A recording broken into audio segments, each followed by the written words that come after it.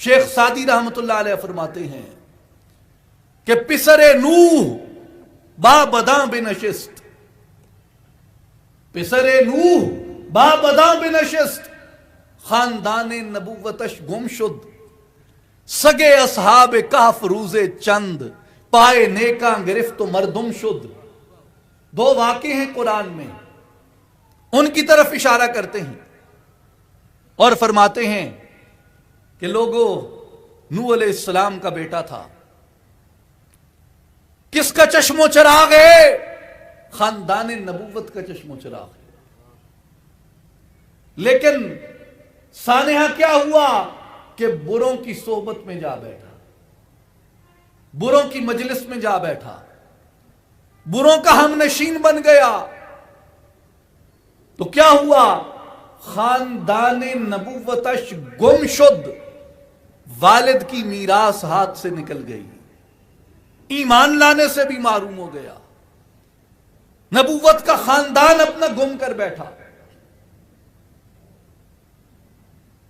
کس وجہ سے؟ پسر نوح با بداں بنشست، اس لیے کہ اس نے بری سنگت اختیار کر لی تھی، سرکشوں کی سنگت اختیار کر لی تھی، جبارون متکبرون کی سنگت اختیار کر لی تھی۔ اور دوسرا واقعہ بھی اللہ کی پاک کتاب میں ہے، جیسے شیخ سعدی کہتے ہیں لیکن لوگوں، ایک طرف پیغمبر کا بیٹا بری صحبت میں آیا تو خاندان نبوت ہاتھ سے نکل گیا، اور ایک طرف ایک چرواہے کا کتا تھا، ایک چرواہے کا کتا تھا، اس نے دیکھا اللہ کے نیک بندے جا رہے ہیں، اللہ کے نیک بندوں کے پیچھے ہو لیا۔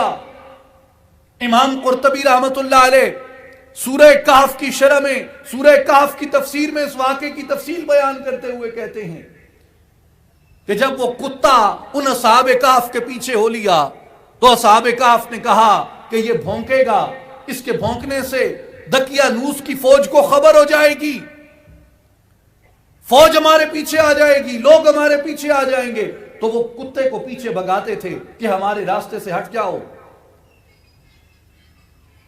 لیکن اس کتے کے بارے میں امام قرطبی رحمت اللہ علیہ لکھتے ہیں کہ وہ کتا اپنے پچھلے دونوں پاؤں پہ کھڑا ہو گیا، اور اس نے اپنے ہاتھ، جو آگے کے پاؤں تھے، جو اس کے ہاتھ ہوتے ہیں، وہ دونوں ہاتھ اس نے فضا میں بلند کیے اور رب ذوالجلال کی بارگاہ میں دعا کی، مولا آج گویائی کی طاقت دے دے۔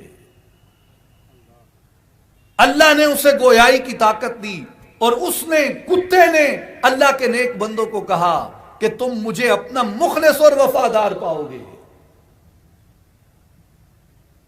تو شیخ سعدی کہتے ہیں سگے اصحاب کہف روزے چند، اصحاب کہف کا کتا چند دن ان نیکوں کے قدموں پہ چلا، نیکوں کے پاؤں پہ چلا، نیکوں کی صحبت میں رہا، نیکوں کا پہرے دار رہا، نیکوں کا وفادار رہا۔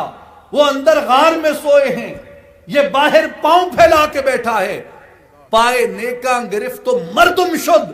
اللہ نے نیکوں کی سنگت کی وجہ سے کتے کا معاملہ قیامت کے دن اپنے بندوں کے ساتھ کر دیا۔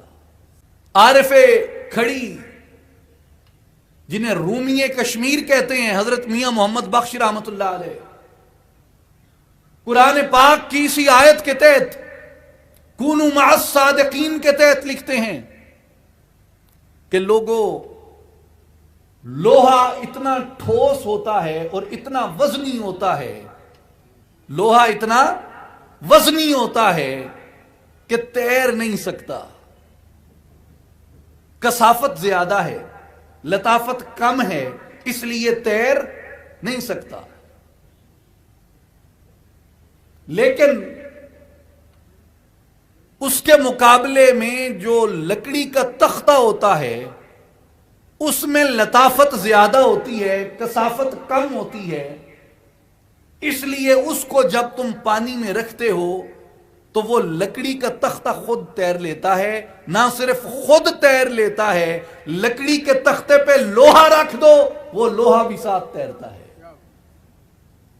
فضل تیرے نل لوئے تر دے، फजल तेरे नल लोहे तर दे फटियां दे नल जड़ के। लोहा वैसे नहीं तैर सकता, लेकिन फट्टे से जुड़ जाए तो लोहा भी तैरने लगता है। तो लोहे को तैरने के लिए लकड़ी के तख्ते की संगत दरकार होती है।